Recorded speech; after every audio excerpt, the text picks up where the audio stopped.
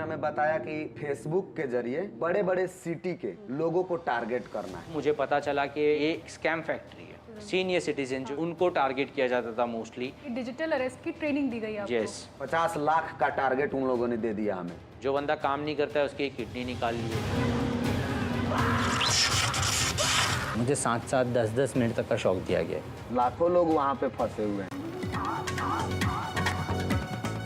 तो सुना आपने कि किस तरह से लोगों को फंसाया जा रहा है। डिजिटल अरेस्ट दूसरे लोगों को करने के लिए उन्हें ट्रेनिंग दी जा रही है और अगर वो ये काम करने से इनकार करते हैं तो उन्हें यातनाएं दी जाती हैं। तो ये एक विशेष इन्वेस्टिगेशन है जो हमारे सहयोगी पूजा भारद्वाज ने की और ऐसे लोगों से बातचीत की। और हम लोग आज एक बार फिर हम लोग में यही चर्चा कर रहे हैं कि किस तरह से डिजिटल अरेस्ट के मामले अभी भी बढ़ते जा रहे हैं, नए नए तरीके सामने आ रहे हैं, कौन से ये लोग हैं जो ये काम करते हैं और कैसे लोग अभी भी फंसते हैं इन तमाम कैंपेन्स के बावजूद जो जागरूकता फैलाने के लिए चलाई जा रही हैं। हाल ही में कल ये खबर आई थी कि एमपी के ग्वालियर का ये मामला है जहां पर स्वामी सुप्रदीप्तानंद को 26 दिनों तक डिजिटल अरेस्ट करके रखा गया और उनसे 2,52,00,000 रुपए की ठगी हुई।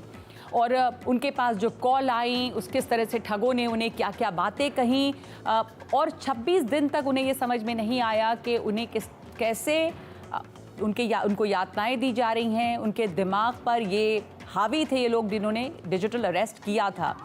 तो आखिर वो कैसा कौन सा लम्हा होता है जिसमें लोग ऐसे फंस जाते हैं और क्या हमें जानना और समझना चाहिए इस बारे में। कुछ ही दिनों पहले खबर ये भी आई थी कि एक दंपत्ति ने आत्महत्या कर ली डिजिटल अरेस्ट के बाद। इतनी उनको मानसिक तौर पे यातनाएं दी गई।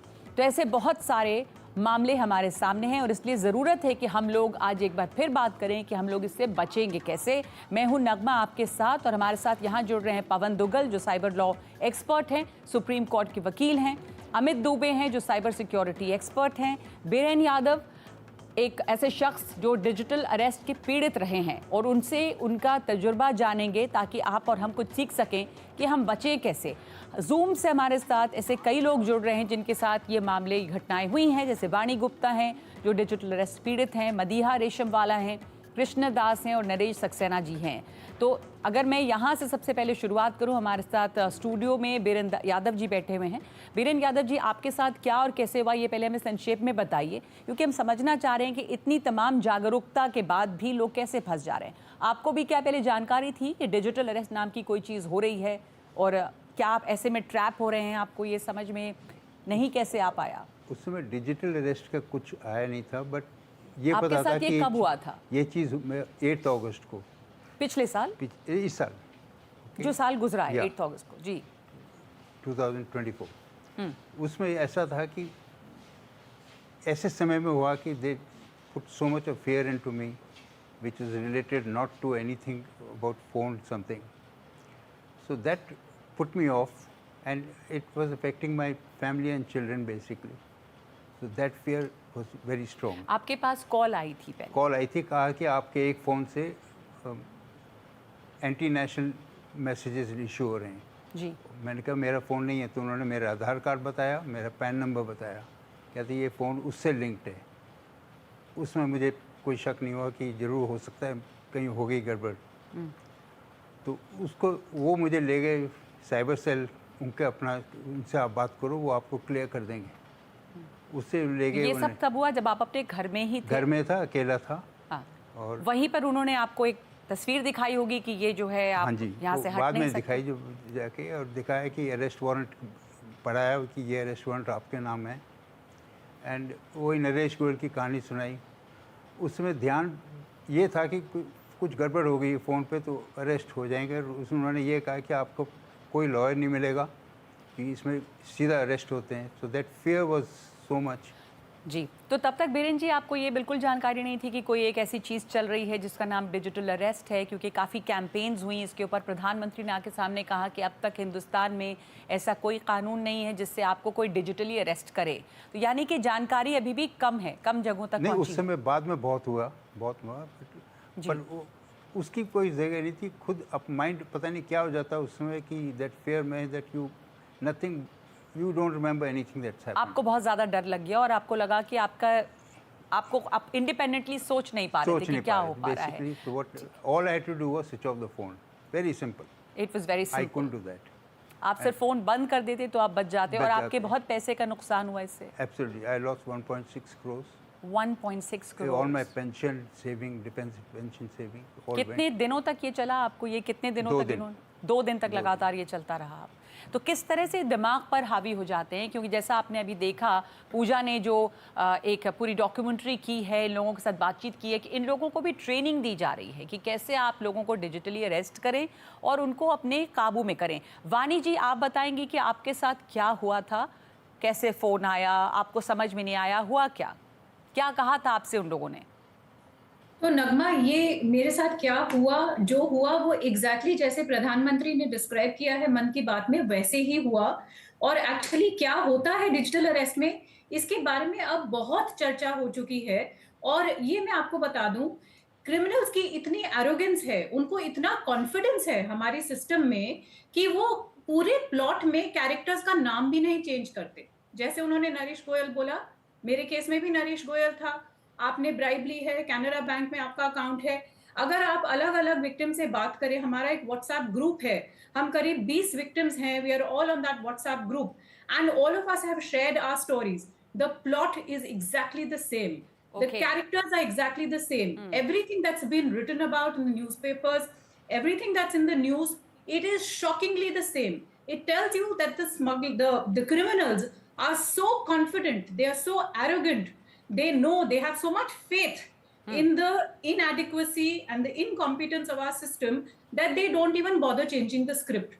So what happened is not the question to ask. Actually, the question to ask is what happens after you report the crime. Exactly. What And that's happens the after you question, report the that is the crime? question that I want to come to, और इसकी बात करेंगे कि आखिर उसके बाद क्या होता है। हाँ जी। बहुत सारी जगहों पर ऐसा हुआ कि रिपोर्ट की गई क्राइम और ये कहा जाता है कि आप फौरन बताएं, लेकिन उसके बाद क्या होता है। तो आपके केस में वानी, आपने कहा जैसे कोई प्लॉट चेंज नहीं हुआ, स्टोरी चेंज नहीं बिल्कुल होती भी है, नहीं। स्क्रिप्ट वही है। क्या कहा गया था पहले ये जरा से बता दें, और आपको कैसे अब समझ में आया? जो स्क्रिप्ट है, अगर गवर्नमेंट अपनी कैंपेन में वो ही बता दे कि ये स्क्रिप्ट आपको बताया जाएगा, उसी से हेल्प हो जाएगी। The current campaigns are entirely unhelpful.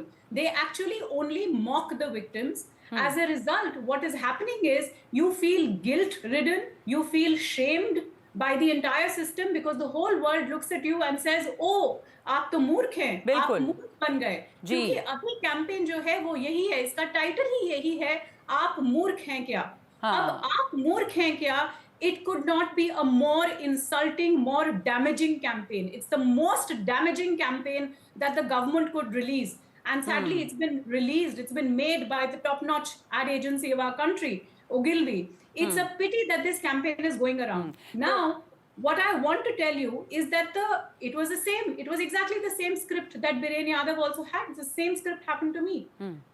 Now, after तो आप लोगों के फायदे के लिए क्या उस स्क्रिप्ट की छोटी सी आप वो बात समराइज कर सकती हैं कि क्या कहते हैं वो लोग, ताकि जो लोग अभी गवर्नमेंट तो सही कैंपेन, एक सेकेंड वानी जी, गवर्नमेंट अभी सही कैंपेन नहीं कर रही है, लेकिन आप कह रही हैं कि दोहराई जा रही है वही स्क्रिप्ट। तो मैं चाह रही हूँ कि वो स्क्रिप्ट अभी जो लोग, हम सारे लोग हैं यहाँ पे जो सुन रहे हैं, वो तो जाने कि वो स्क्रिप्ट है क्या जो बार बार दोहरा रहे हैं ये लोग।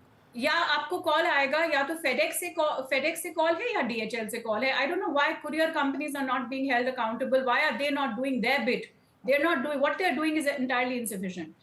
You get a call from DHL, आपका एक पैकेज है, वो बॉम्बे कस्टम्स में फंसा हुआ है, there is MDMA, so many passports, so many Aadhaar cards, etc. It's a very serious matter. You've got to take down the details. This is the consignment number. Now you're going to be transferred to the Bombay police.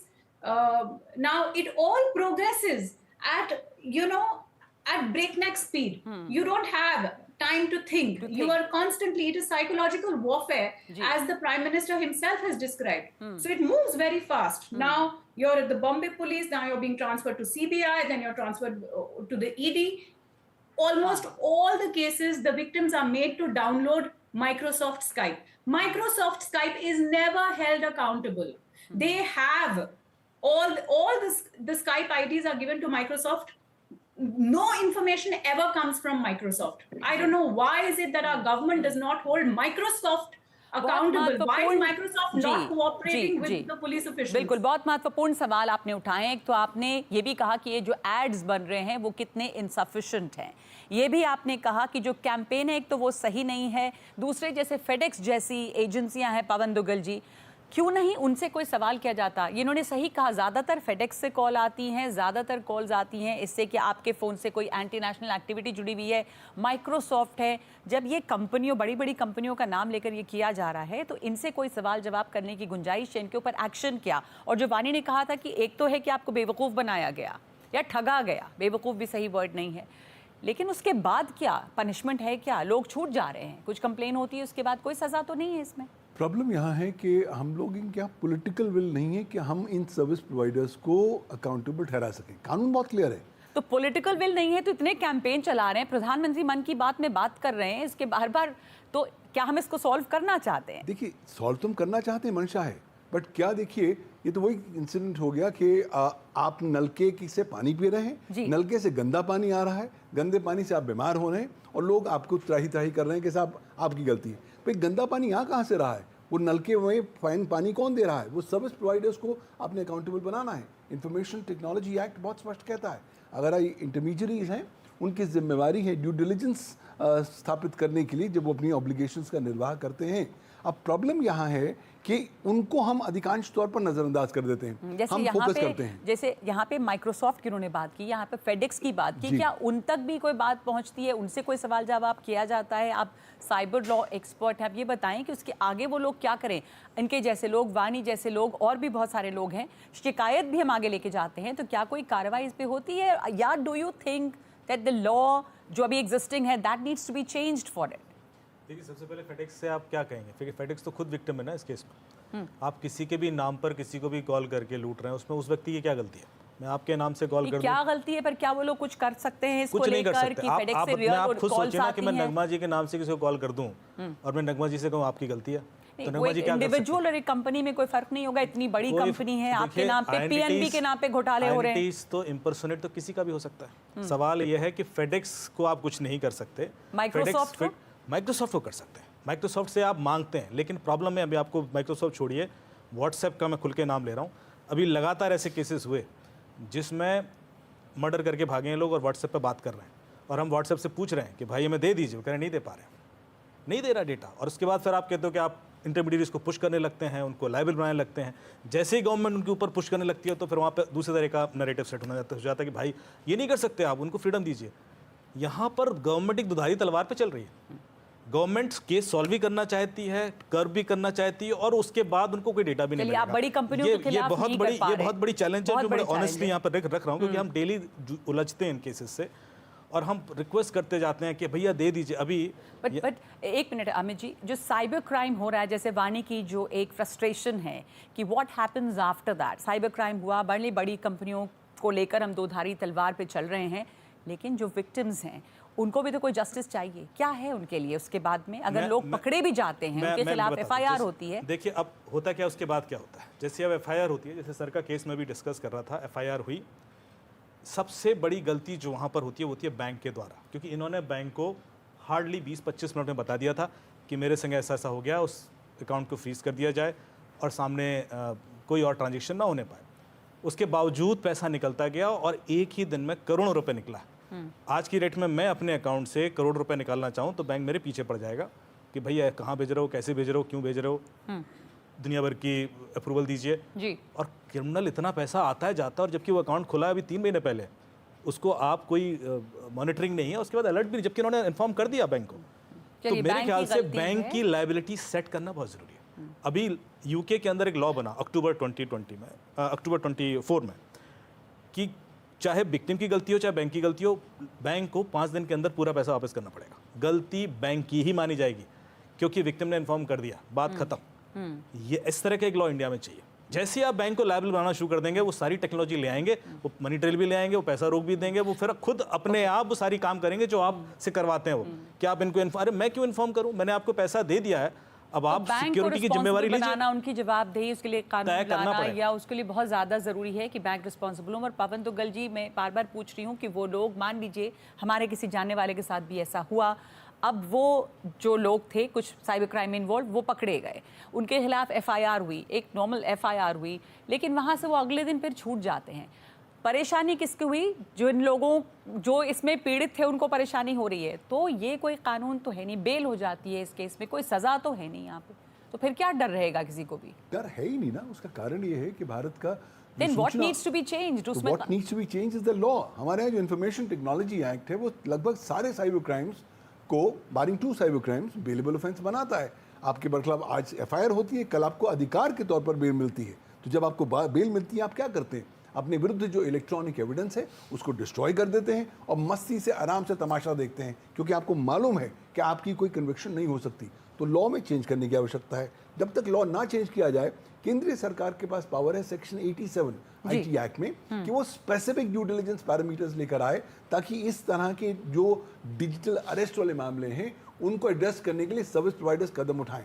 Already reserve bank of India ने एक zero liability notification लगा रखी है 6 जुलाई 2017 की, जो कहता है कि अगर आपके अकाउंट में कोई ऐसी ट्रांजैक्शन हुई है जो अनऑथराइज्ड है, डिजिटल अरेस्ट वाली भी ट्रांजैक्शन अनऑथराइज्ड है, अगर आप होशो हवास में होते तो आप कभी नहीं कहते कि साहब मेरे अकाउंट से पैसे ले जाओ, तो वो भी अनऑथराइज्ड ट्रांजैक्शन की कैटेगरी में आती है और जिम्मेवारी बनती है बैंक की कि with in stipulated period of time वो पैसा वापस दे। लेकिन बैंक क्या करता है? बैंक आपको जलेबी की तरह घुमाता है, इधर जाओ उधर जाओ। आप 193 कॉल तो करते हैं, लेकिन अल्टीमेटली जो रिकवरी है वो नहीं होती। तो इंपॉर्टेंट इशू है कि हम अल्टीमेटली लोगों का पैसा रिकवर कर पाएं।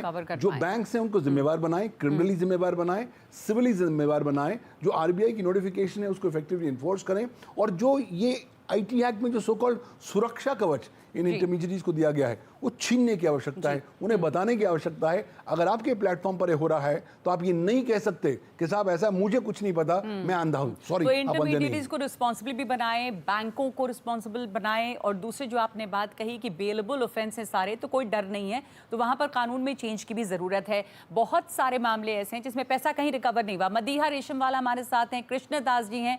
मदीहा, आप बताएंगे आपके साथ क्या हुआ और क्या पैसे मिले? आपने भी अपने पैसे खोए, पर उसके बाद क्या कुछ आपको लगा कि कोई जस्टिस मिली आपको? वानी जी ने हमें बताया same pattern, I should say the pattern was the same, everything was the same, but touchwood मेरे साथ में ऐसा रहा कि पैसे तो नहीं गए because I was very alert, because of course government policies है, बट अगर हम ध्यान दें तो जब भी हमने सुना है कि हमें अपना बैंक अकाउंट या बैंक डिटेल्स नहीं डिस्क्लोज करनी चाहिए, तो जब उन्होंने मुझसे अपनी बैंक डिटेल्स मांगी या मेरे प्रॉपर्टी से रिलेटेड उन्होंने बात की कि आपकी प्रॉपर्टी सीज कर दी जाएगी एंड XYZ, तब मैं अलर्ट हो गई कि नहीं, यहाँ पर कुछ प्रॉब्लम है। Why will somebody get so much into my personal life? वहां पर मैंने थोड़ा सा मैं बच गई, और मेरे साथ में हाँ बात उनकी सही है वाणी जी की कि after that there is no help, but जहां तक मेरी बात थी मेरा पैसा गया नहीं था, मेरा पैसा बच गया था अकाउंट से निकलने का। Still I did a complaint at the cyber crime department and I was alert, but काफी लोगों का पैसा नहीं आ रहा है। तो वही है कि हमें पॉलिसीज चेंज करनी जरूरी है, और जहां तक की बात है कि बैंक्स को हमें अलर्ट सेम स्क्रिप्ट फॉलो की गई थी मदीहा, वैसे ही आपको भी कहानी सुनाई गई थी, तो यानी कि एक ही स्क्रिप्ट बार बार चल रही है, इसके बावजूद जैसा वानी मुझे कस्टम ऑफिसर बन के किया था, नॉट अ DHL कंपनी और anything, custom officer himself. But the thing was, मेरा दिमाग ये गया कि भाई custom officer, CBI officer, police वाले सब एक ही साथ है, एक नॉक के अंदर में इनकी ऑफिसर्स चेंज हो रही है। That was very challenging to understand. जी, डॉक्टर दीपक रहेजा भी हमारे साथ जुड़ गए हैं। आप साइकोलॉजिस्ट हैं और ज़्यादातर मामले में, जैसे अभी बीरेन जी भी बता रहे थे, कि आपके दिमाग पर बहुत बुरी तरह से लोग कंट्रोल कर लेते हैं, वो बहुत कॉन्फिडेंस साउंड करते हैं, वो अपनी पूरी अथॉरिटी से बात करते हैं और आप हेल्पलेस हो जाते हैं। तो और उनको पूरी ट्रेनिंग मिल रही है। पूजा मेरे साथ है, मैं पूजा के पास भी जाऊँगी, हमारी सहयोगी, उन्होंने कई लोगों से बात की जिनको डिजिटल अरेस्ट के लिए ट्रेनिंग मिल रही है देश से बाहर ले जाकर।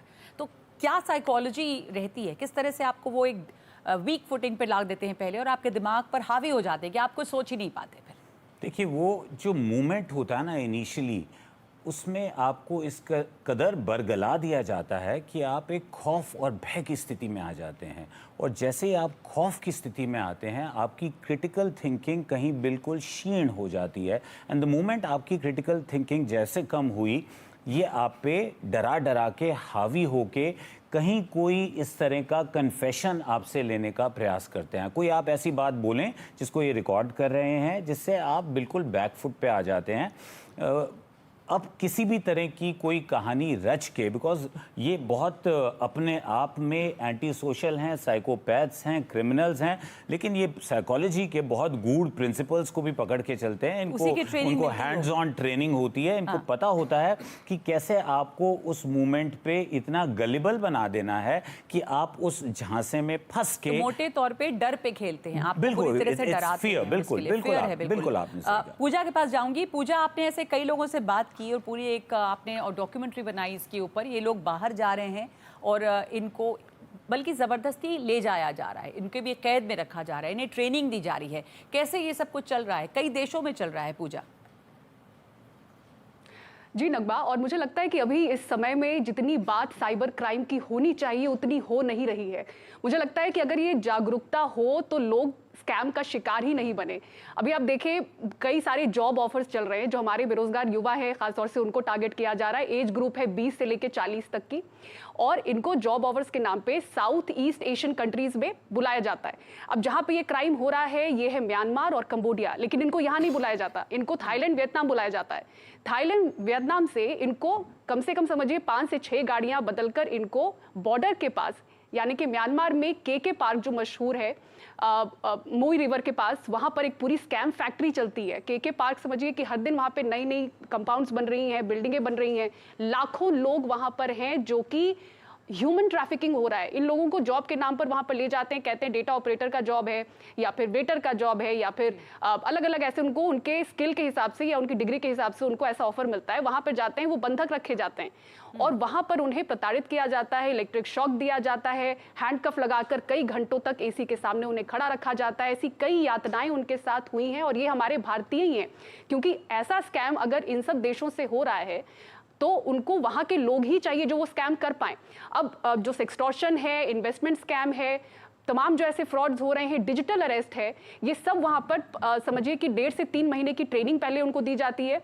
ट्रेनिंग के बाद वहां पर जो कॉल सेंटर के रूप में ये स्कैम सेंटर्स चलाए जा रहे हैं, वहां पर ये फ्रॉड शुरू करते हैं। अभी हाल के दिनों में 500 से ज़्यादा ऐसे लोग हैं जो रेस्क्यू करा के लाए गए हैं। महाराष्ट्र से 60 लोग हैं और समझिए कि 60 में से करीब 25 से 30 लोगों से मैंने बात की है। पैटर्न बिल्कुल सेम है।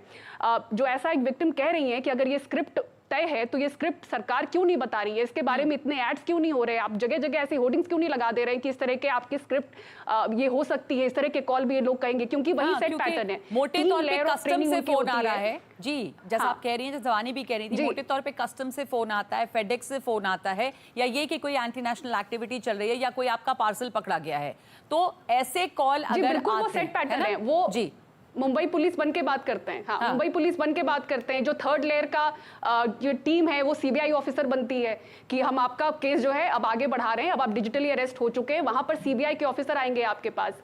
और अब जैसे पहले था पार्सल को लेके बहुत सारे केसेस मीडिया ने उठाए, उसके बाद अब वो चीजें आ गई बाहर, तो अब कॉल्स को लेके आता है कि मनी लॉन्ड्रिंग हुआ है आपके नंबर पर। और वहां पर कुछ केसेस जो पूजा मात्रे, मुझे कुछ विक्टिम्स ने बताया कि पूजा मात्रे लॉन्ड्रिंग केस में आपका नंबर आ रहा है कि आपके जरिए ये हुआ है, तो अपना जो भी फाइनेंशियल रिपोर्ट है उसको आप डिक्लेयर करिए, कहां पे आपका एफडी है, गोल्ड कितना है, पैसे कहां पर हैं। और समझिए कि 2-2 महीने लोग डिजिटली अरेस्टेड हैं, साइकोलॉजिकली वो खेल रहे हैं। टारगेट कौन है? बुजुर्ग हैं, क्योंकि बुजुर्गों के साथ इस तरह से जो ट्रेडिशनल आप समझे ओल्ड मनी है, उन लोगों ने लाइफ सेविंग्स वो बचा के पैसे रखे हैं और उनको अगर डराया जा रहा है, स्टिग्मा है, शर्म है, डर है, उनको सबसे बड़ा हथियार है शर्म। जो टारगेट ग्रुप है उसमें हमने अक्सर देखा है कि बुजुर्गों को टारगेट किया जाता है, तो जैसा आप बता रही थी और अपने इसमें भी आपने देखा कि क्या इसके लिए भी खास ट्रेनिंग दी जाती है कि किन लोगों को टारगेट करना है? ऐसे फोन अक्सर जी बिल्कुल, ये ट्रेनिंग दी जाती है। पहला जो लाइन है, मैं आपको लाइन बताती हूँ, 3 लाइन वहां पे चलती हैं। पहले लाइन में जो बंदे काम कर रहे हैं, 16 से 17 लोग होते हैं, उनको ये कहा जाता है कि कौन कौन सा विक्टिम है जिनको ऐसे मैसेज जाने हैं। तो मैसेज इस तरह से आएगा कि अगले 2 घंटे में आपका ये नंबर बंद हो जाएगा, नहीं तो आप ट्राई को फोन लगाइए और 9 प्रेस करिए। ठीक है, अब ये जो सारे कॉल्स हैं वो चले जाते हैं इन स्कैम सेंटर्स पे। अब ये स्कैम सेंटर्स कहाँ चल रहे हैं? कंबोडिया में चल रहे हैं, म्यांमार में चल रहे हैं, लाओस में चल रहे हैं। ये गोल्डन ट्रायंगल है।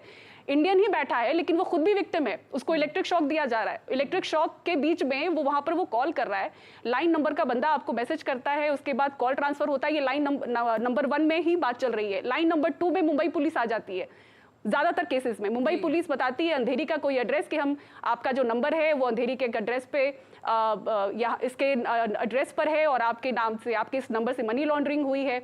अगर वो कन्विंस हो जाए विक्टिम, उसके बाद लाइन नंबर 3 पे जाता है, वहां पे वीडियो कॉल में सीबीआई ऑफिसर आपको बना हुआ दिखेगा, जहां पे कई पाकिस्तानी भी आपको दिखेंगे कि बात कर रहे हैं। तो अलग अलग नेशनल वहां पे अलग अलग वर्क स्टेशन बने हैं। इंडियन एक जगह बैठते हैं, इंडियन में भी बिहार, यूपी, इस तरह के जो इलाके हैं वहां के कई सारे विक्टिम्स हैं जो जॉब के नाम पे वहां पे चले गए। कुछ लोग शौक से भी उसको कंटिन्यू कर रहे हैं। आप देखें कि वहां पे अगर रेस्क्यू ऑपरेशन होता है तो जब म्यांमार की आर्मी आती है तो पूछती है किसको किसको जाना है, तो उसमें से समझिए 10 में से अगर 8 निकल गए तो 2 रह भी जाते हैं, क्योंकि एक मोटा कमीशन भी मिल रहा है। लाइन 1 को 1% कमीशन मिल रहा है, टोटल अमाउंट जो वो खींच पाया है।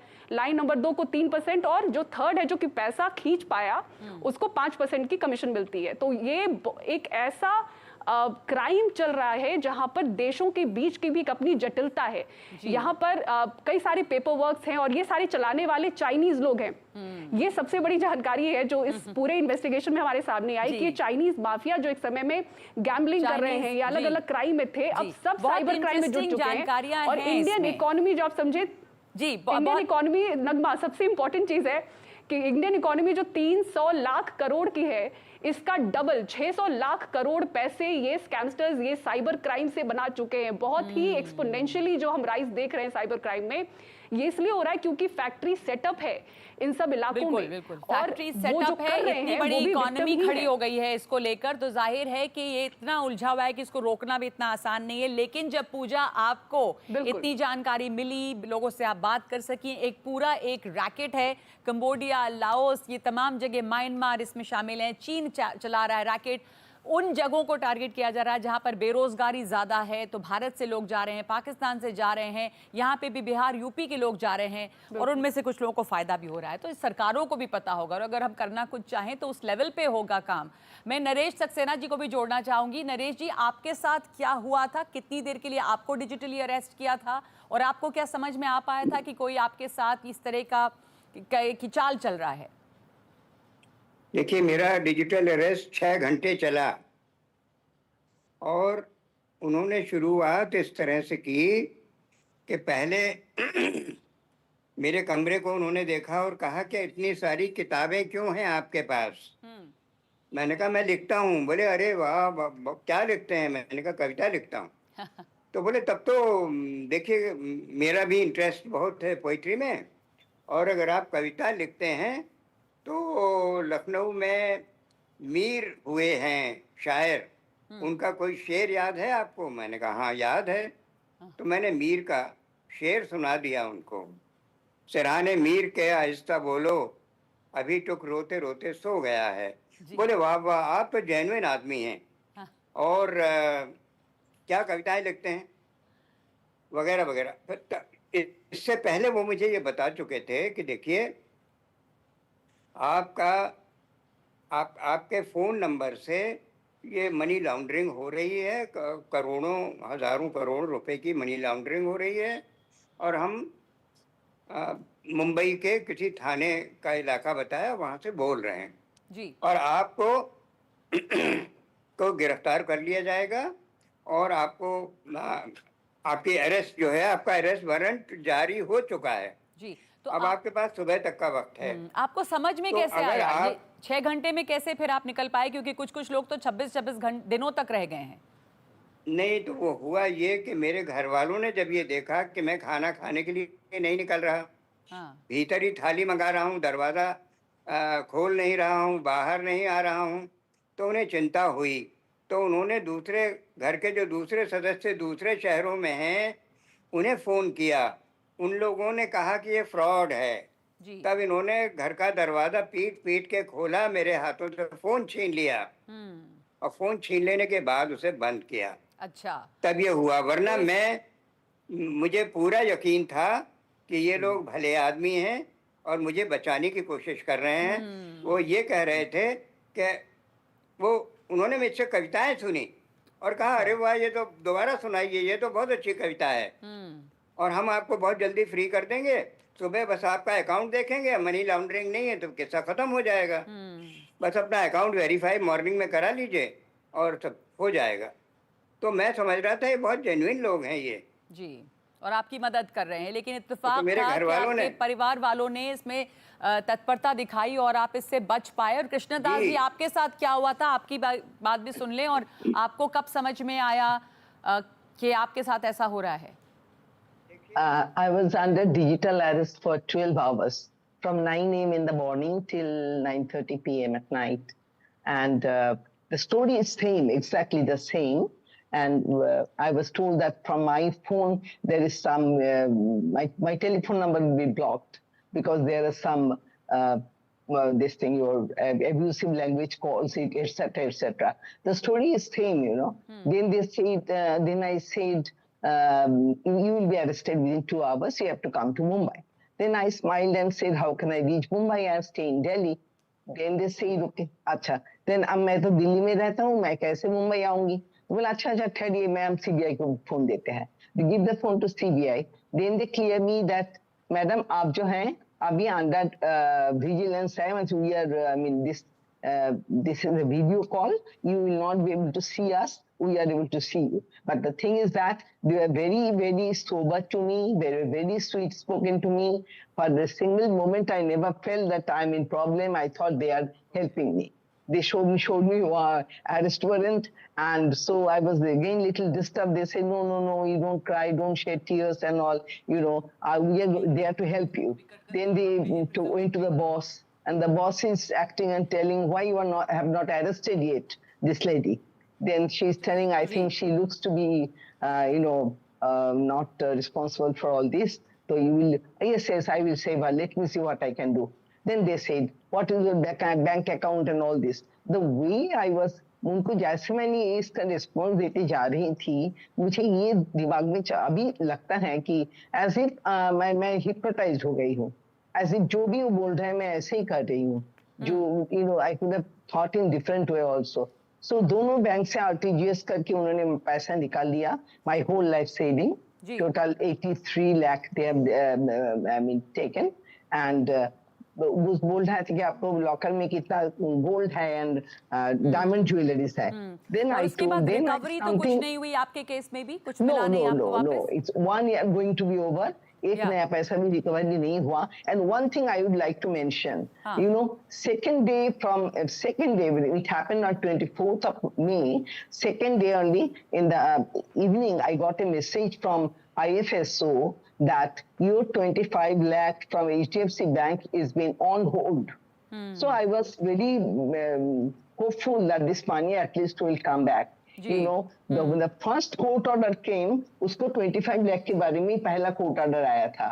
जो कोर्ट ऑर्डर लेके हमने उस रेस्पेक्टिव बैंक पे सबमिट किया, देन आई गेट दैट, वहां से हमें मैसेज मिलता है कि ये पैसा जो आपसे पहले 3 more court orders were there, the first person got the amount. Okay. So it was extremely sad, you know. So extremely sad. और ज्यादातर मामले में किसी को पैसे वापस नहीं मिले. आपको भी तो पैसे वापस नहीं मिले, आपको कुछ भी पैसे आपको नहीं मिले, किसी को नहीं. और बड़े अमाउंट, मतलब लोगों की, जैसा कहा जा रहा है, सीनियर सिटीजन्स को टारगेट कर रहे हैं. लोगों की पूरी लाइफ अर्निंग्स जो हैं वो इसमें चली जा रही हैं. और अबानी, आप कुछ कहना चाहती हैं इस पे? Yes, Nagma, that is not true. We should get these statistics from NCPR and from I4C. There is this narrative that is being spawned again and again that it is zyadatar senior citizens. That is not a fact. That is not a fact. We must get the statistics. It is possible to hypnotize absolutely anyone.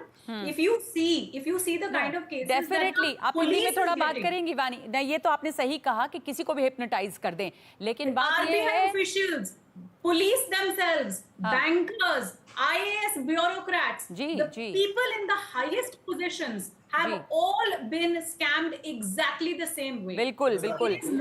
लोगों को शायद इसलिए target करते हैं थोड़ा senior citizen को ज्यादा, क्योंकि उनके पास लाइफ सेविंग होती है. यंगर लोगों के पास में थोड़े पैसे शायद कम रहे होंगे. पवन दुग्गल जी, आप क्या कह रहे थे? मैं कहता हूँ एक हाल ही में सर्वे आया है जो बताता है कि पिछले 4 महीनों में भारतवासियों ने 2000 करोड़ रुपए गवा दिए हैं सिर्फ डिजिटल अरेस्ट पर.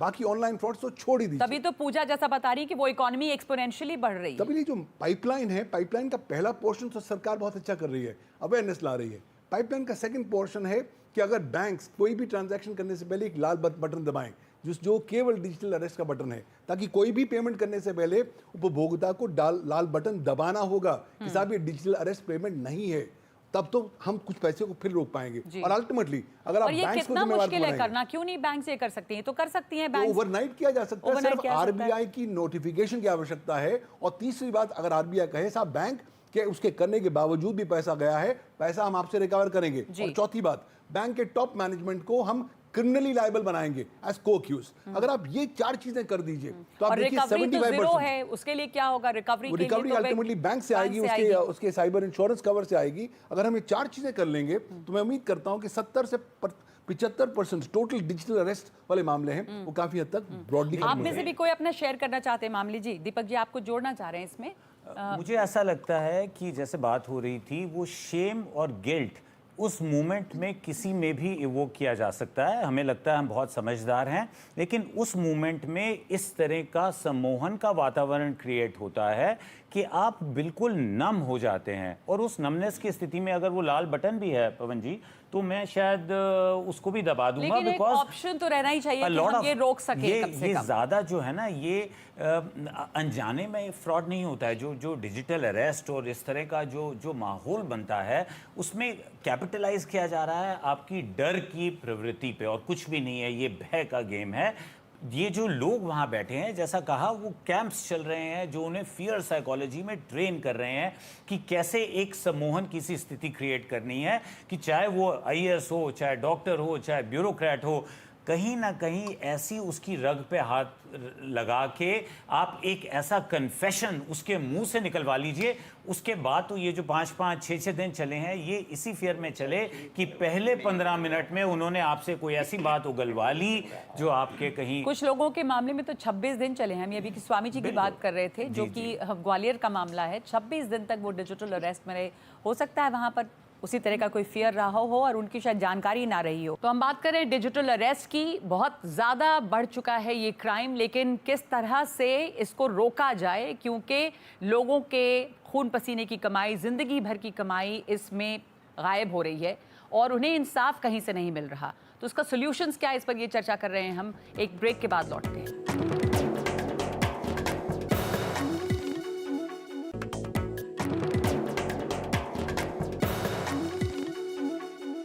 आप बताएं चाहेंगे आपके साथ कुछ तजुर्बा, आपके साथ क्या हुआ? Hello ma'am. जी, माई कौन है, आप बताइए। मेरा नाम आंचल है और मैं दिल्ली में रहती हूँ। जैसे कि मेरी सैलरी आई थी अभी 5 मार्च को, मैंने एक इवेंट किया था। तो इवेंट करने के बाद में जैसे 5 को सैलरी आई, उसके बाद में मेरा था कि नहीं, मैं अपने काम पे कंसंट्रेट करूँ और मैं अपनी जॉब के लिए, मेरा डेली बस यही ऑन मॉर्निंग से ही रूटीन रहे कि बस मुझे अपना काम करना है। And I was not seen कि मेरा फ़ोन पे जैसे नॉर्मली हम ब्लिंकिट वगैरह यूज़ करते हैं और जो करते हैं, इसके अलावा ज़्यादा ध्यान मैंने दिया नहीं। तो क्या हुआ कि 7 को नॉर्मली जैसे मैंने ब्लिंकिट के बाद यूज़ जैसे फ़ोन चेक किया तो मैंने कहा ओके नॉर्मल है, अभी तक तो सब कुछ ठीक है, बिकॉज इतना अमाउंट नहीं था, because it's like a normal salary. कितना पैसा आपने खोया है? 25th सैलरी है मेरी, ठीक है, जिसमें से 22,834 रुपीज़ मेरे स्कैम में चले गए। और स्कैम भी ऐसा हुआ है सर कि आप, मैं आज क्या ही बोलूँ, ऐसे अगर मैं बोलने के लिए आज मुझे मोटिव मिला है, मौका मिला है, तो सर मैं बैंक में गई हूँ। आप बैंक वालों से, आप बैंक सर कह रहे हैं कि बैंक से हम हेल्प ले, आप बैंक में जाते हैं, बैंक वाले आपको कोई हेल्प नहीं करते, तो वही वो बोल रहे हैं कि बैंक तो कुछ कर ही नहीं रही है। जब तक आपके करोड़ पे है ना, तो वो आपकी हेल्प कर देंगे। अगर आपके 25,000 पे है ना, वो आपके आपको अचल उनके तो बहुत करोड़ों गए, लेकिन कोई हेल्प नहीं मिली उनको भी बैंक से। बैंक में बताऊं, 4 बैंक में मैं गया था, ट्रांसफर मनी किया है, फ़ोन ऑन था, किसी बैंक ने नहीं पूछा कि आप कर क्या रहे हैं। मैंने FD विड्रॉ किया जी, कई देर बैंक मेरा, किसी बैंक ने नहीं पूछा आप कर रहे हैं। मैं सीनियर सिटीजन हूँ जी, and bank their rules for it. Thing is we have trusted the bank. Government का कि यही एक एजेंसी जिसमें आपका पैसा सेफ है, and we have been doing all this time, all this years. हम बैंक की तरफ से बहुत बड़ी नेग्लिजेंस है कि आपका फोन ऑन था और आप FD विड्रॉ कर रहे हैं और आपको किसी ने कुछ कहा नहीं। उसमें फिर ये है कि ऑल दैट हैपन, इतना ट्रस्ट करके हमने सेविंग्स की, जब पैसा गया bank, government, everybody stop. Government ने बोला कैश बंद करो, ऑनलाइन जाओ, डिजिटल हो जाओ, we all did that. trusted the government. जी. But and what happened when the money goes, nobody comes to you, and you are just silence after that. Absolutely, radio silence after that. कोई किसी की help कुछ नहीं कर रहा है, And पैसे गए तो गए. Number two, the government. Now this is the end of the financial year. We have, whatever money had come, we are supposed to pay tax on that. That money is gone. Tax has still to be paid. We have been requesting various agencies, can we this tax be deferred? Can the Nobody's talking about it. It's very serious. तो ये बहुत ही बड़ी बात है, इसको दोहराना ज़रूरी है कि एक तो आपने अपने पैसे खोए और टैक्स पे करना है उसी पैसे पे, वो पैसे चोरी हो गए लेकिन आप टैक्स आपसे फिर भी मांगा जा रहा है। जी, आप एक बार फिर से विक्टिम बन रहे हैं। कोई एजेंसी जिसको आप जाके बोलो कि ये हुआ है, as a citizen, when the money is lost, bank and the police are the two places you can find your जी। तो ये जो समस्या आपकी अमित और आप दोनों पवन जी बता पाएंगे कुछ इस तरह का क्या इनके पास रास्ता है? विकल्प बेस्ट ये है अगर हम अल्टीमेटली पैसे के रूट को बंद कर दें और अल्टीमेटली पैसे को फ्रीज कर दें। पर वो जैसे क्या करें इस मामले में? इनका तो कुछ नहीं हो सकता, पैसा भी खोया, वो टैक्स भी दे रहे हैं, किसके पास जाएं? वो साइबर सिक्योर लॉज जो हैं वो किस लेन के? जैसे लोगों को तो कोई सेफ गार्ड ही नहीं कर रहे और दूसरे भी लॉज जो हैं, ना सरकार की जिम्मेदारी है ना बैंक की जिम्मेदारी है, कोई नहीं कुछ कर पा रहा।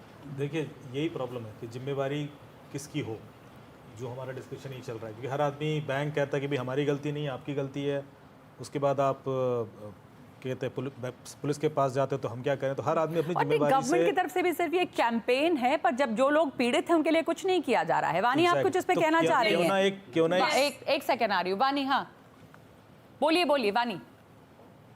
We need a separate episode only on the bank's responsibility. The fact is, all cybercrime can come to a naught if the banks choose to act on it.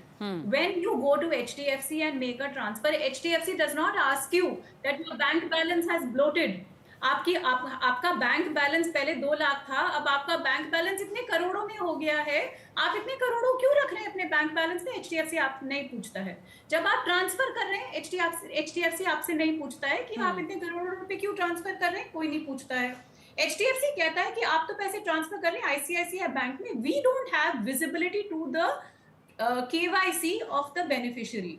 हम KYC शेयर नहीं करते हैं, आप किसी और को ट्रांसफर कर रहे हैं, आपके पैसे आप जानिए, आपने जिसको ट्रांसफर करने हैं आप ट्रांसफर करिए जी। ICICI कहता है कि हमारा KYC तो बिल्कुल ठीक है, आपका भी KYC बिल्कुल ठीक है, लेकिन एक दूध वाला है जिसके पूरे बैंक अकाउंट में दिख रहा है कि उसके ट्रांजैक्शन 100 रुपए, 40 रुपए, 35 रुपए, 30 रुपए ऐसे ट्रांजैक्शन चल रहे हैं। एकदम से उसके अकाउंट में करोड़ों आए, करोड़ों गए एक घंटे में, और उसके ऊपर बैंक टैक्स नहीं कर रहा है। वहां से हम टैक्स नहीं रिकवर करेंगे।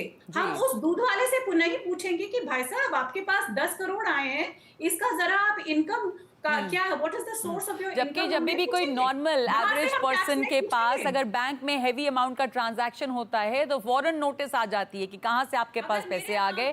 आप इसमें कुछ कहना चाह रहे थे? 1 मिनट वानी, वापस आऊंगी, और भी लोग यहाँ पे बोल रहे हैं। हाँ, इसका एक सॉल्यूशन ये है कि आपका कोई भी बैंक अकाउंट है, आप उसमें ऑनलाइन बैंकिंग एक्टिवेट ना करें, डेबिट कार्ड आप ना लें, आप केवल चेकबुक यूज़ करें। अगर आपकी सैलरी है या आपकी सेविंग्स है, उस अकाउंट को आप एज अ सेविंग्स यूज़ करें, उसमें सारे फंड्स को आप जमा करें। आपका एक मिसलेनियस अकाउंट होना चाहिए जहाँ से आप अगर पेमेंट करना चाहते हो, आप उसको यूज़ करना चाहते हो, उसमें 10,000 रुपए, 20,000 रुपए, 50,000 रुपए, 1 लाख रुपए बहुत कह रहे हैं। तो जब सरकार के लिए सब कुछ डिजिटल हो जाइए, ऑनलाइन हो जाइए, आप ये नहीं करें और एक अकाउंट रखें। प्रॉब्लम डिजिटल ट्रांसफॉर्मेशन के कारण नहीं है, पर प्रॉब्लम तो वहीं से आ रही है। सुन लीजिए 1 सेकंड, पैसा खुद दिया गया है, आप चेक से भी देंगे, FD तोड़ के भी देंगे। जब आप डिजिटल अरेस्ट हो जाते हैं तो आप वो हर मोड ऑफ ऑपरेशन यूज करेंगे। रूट कॉज समझने की जरूरत है। जब मैंने स्टार्टिंग में बात की कि हम जैसे बैंक को रिस्पॉन्सिबल बनाएंगे, वो सारी टेक्नोलॉजी लेके आ जाएंगे, वो AI भी लेके आ जाएंगे, वो दुनिया भर का कि भाई अब मनी ट्रेल भी रोको, हॉल्ट भी करो, जो भी हम प्रोविजंस करना चाहते हैं।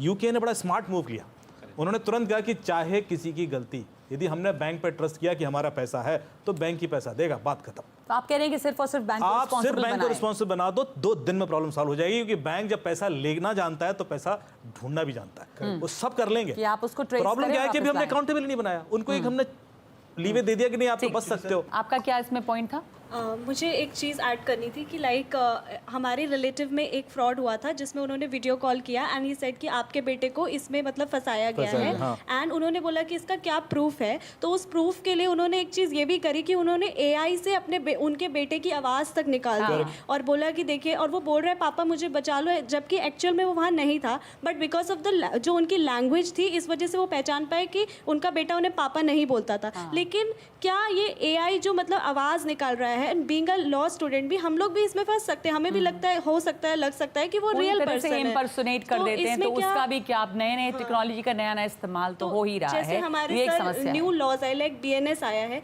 वैसे क्या न्यू लॉज होने चाहिए जिसमें AI को रेगुलेट किया जा सके कि मतलब ऐसे।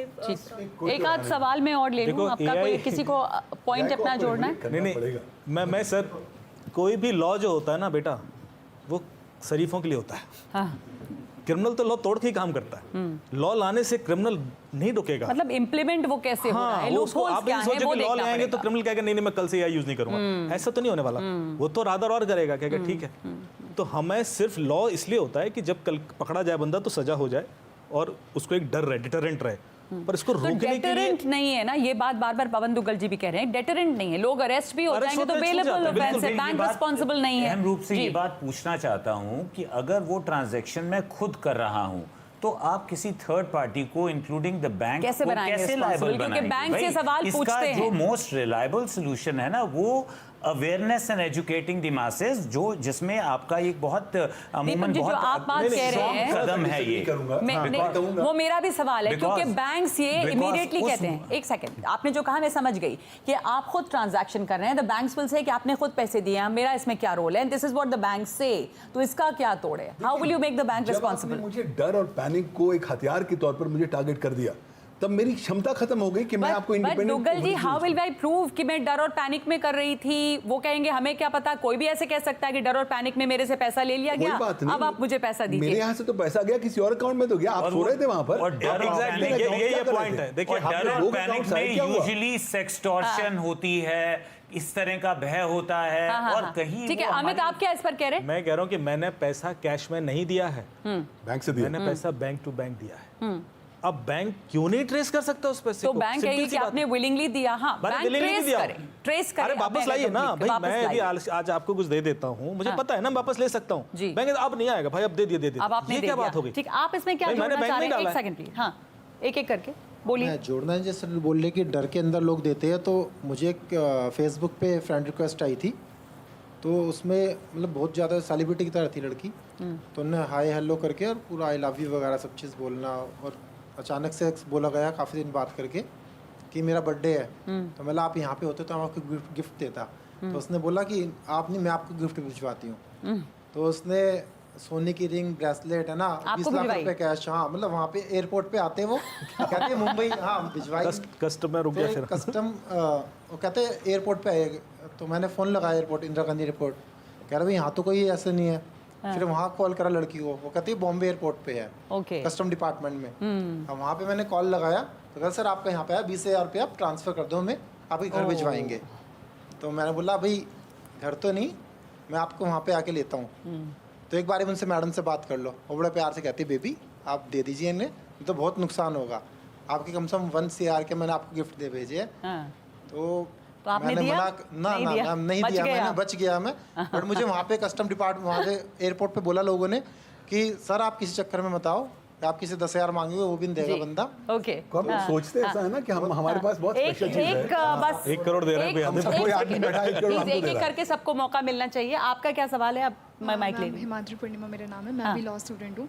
एक स्टोरी मेरे साथ भी ऐसी हुई थी कि मुझे व्हाट्सएप पे वीडियो कॉल आता है, DSP रांची के, वो कहते हैं कि वो DSP हैं, और फिर वो कहते हैं कि आपके फ़ोन पे कुछ मुझे सोशल मीडिया के थ्रू जो है आप पता चला है कि आप कुछ इलीगल प्रमोशंस कर रहे हो और इन्फ्लुएंसिंग आपकी सही नहीं है, और मेरा जो Gmail अकाउंट है ये सब ये लोग हैक करने को आते हैं, और ये कहते हैं कि ये सब चीज़ आप पे बंद हो सकता है अगर आप अभी के अभी 15 से 20 हज़ार मुझे ट्रांसफ़र कर दोगे तो। लेकिन कुछ ना कुछ लूप होल नज़र आ जाता है। लाइक उनके बात करने का तरीका बहुत इनफॉर्मल था, उनके बैकग्राउंड सही नहीं थे, देख के लग रहा था कि वो डीएसपी तो बिल्कुल ही नहीं है, क्योंकि कोई भी पुलिस ऑफिसर ऐसे डायरेक्टली आपसे पैसे नहीं मांगेगा। तो उस वक्त आप इतनी अवेयर रह पाए कि आपको समझ में आया और आप बची इससे। पैटर्न बहुत ही नॉर्मल था, पता चल तो हमारा भी मकसद ये है कि आज कम से कम इस पैटर्न पर इतनी बात हुई है, लोग जो देख रहे हैं वो समझे कि एक तरह का पैटर्न होता है, कस्टम है, फेडेक्स है, इस तरह की कुछ और एजेंसीज होती है जिनके नाम पे ये फ़ोन आ रहे हैं, लेकिन डर हावी हो जाता है तो लोग इसमें फिर भी फंसते हैं। और जो पूरा सोल्यूशन नज़र आ रहा है, जो आप दोनों कह रहे हैं, जो वानी कह रही हैं कि बैंक्स को रिस्पॉन्सिबल बनाएं, अगर पैसे आपके थ्रू जा रहे हैं तो पैसे वापस हों, कुछ आप सोल्यूशन के तौर पे जोड़ना चाहेंगे आप लोग? पैटर्न बदलेगा। एक चीज और, हाँ जी बोलिए। Amit complete, Amit was saying something. मैंने कहा पैटर्न तो बदलता रहेगा। पैटर्न आज ये दिख रहे हैं हमें, आज से 1 साल पहले कुछ और थे, कुछ और था।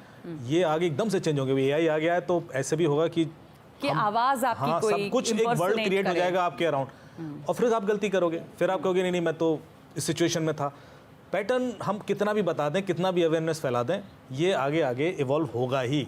तो हमें किसी न किसी को जिम्मेवारी देनी होगी। जिम्मेदारी अभी क्या हम जिम्मेवारी किसी को नहीं बना पा रहे हैं कि भाई कौन है अल्टीमेटली, तो हर आदमी बच के निकल जाता है। वानी आप क्या जोड़ रही हैं? Because all the money trail, सारी मनी ट्रेल, अगर आप एक एक क्रिमिनल का बैंक अकाउंट देखें तो और उसमें आप टाइम स्टैम्प देखें तो एकदम साफ समझ आ जाता है।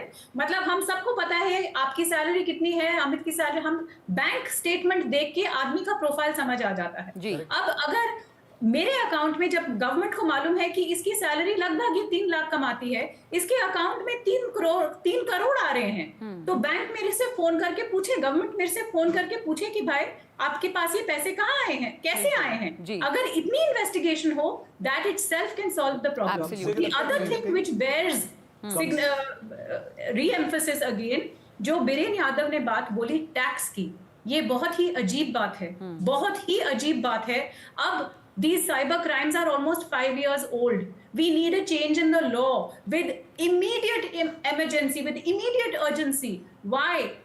I transferred the money. We have all transferred the money under hypnosis.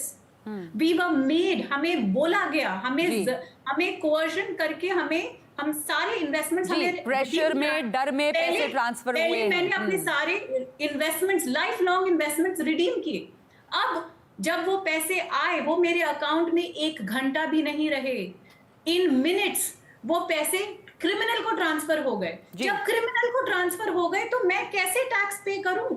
ये तो I did not enjoy the fruits of my capital gains. तो कैसे गवर्नमेंट कहती है? और सबसे बड़ी त्रासदी मुझे आज के डिस्कशन में यही लगी कि पहले तो आपने पैसे खोए और उसी के ऊपर आपको टैक्स भी देना पड़ रहा है, और यहाँ पर कानून में कोई बदलाव नहीं आया। पवन दुग्गल जी, आखिरी बात आपसे, माफ कीजिएगा मेरे पास अब वक्त नहीं है, यही बात को रोकना पड़ेगा, लेकिन जैसा आपने कहा इस पर हम कई एपिसोड और कर सकते हैं क्योंकि आगे सॉल्यूशंस पे भी बात करनी है। जी, पहली बात, एक तो आप कानून कमेंट करिए, दूसरी बात आप डिजिटल अरेस्ट को डेडिकेटेड साइबर क्राइम बनाइए, तीसरी बात आप ये इन बैंक्स को जिम्मेवार बनाइए, चौथी बात आरबीआई नोटिफिकेशन लेकर आए कि अगर कभी भी कोई सस्पिशियस ट्रांजैक्शन है, बैंक की जिम्मेवारी है इन्वेस्टिगेट करना बिफोर प्रोसीडिंग। फाइनली अगर पैसा निकल जाता है तो बैंक को आप लाइबल बनाइए, उनसे पैसा लीजिए, उनको क्रिमिनल लाइबल बनाइए। आप देखिए कि with in a few months ये जो ट्रेंड है करीबन 70 से 75% डाउन हो जाएगा। क्यों? क्योंकि अल्टीमेटली पेमेंट बैंकिंग सिस्टम में एक बैंक से दूसरे बैंक को जा रही है। बैंक आंखें बंद करके नहीं कह सकता कि साहब मेरे यहाँ रोक ट्रांजैक्शन है। और ये सब कुछ जब आप कर सकते हैं और लोगों को समझ में आ रहा है लेकिन नहीं हो रहा है, तो सरकारों को सोचना पड़ेगा कि हम क्यों नहीं कर पा रहे हैं। तो कैंपेन और अवेयरनेस तो शुरू हुई है, लेकिन ये उस हद से बहुत आगे बढ़ चुका है क्राइम जो है, और उसी तेजी से इसे रोकने के लिए भी काम करना पड़ेगा। तो बहुत धन्यवाद आप तमाम लोगों का हमारे साथ जुड़ने के लिए। हमें उम्मीद है कि आप लोगों को इससे कुछ फायदा हुआ होगा, ज़्यादा लोग जागरूक हुए होंगे। लेकिन जैसा हम कह रहे हैं कि डर के इन्फ्लुएंस में ये काम होता है, तो हम ये नहीं कह सकते कि इससे आप सुरक्षित हो ही जाएंगे, लेकिन सतर्क ज़्यादा ज़रूर हो पाएंगे। धन्यवाद।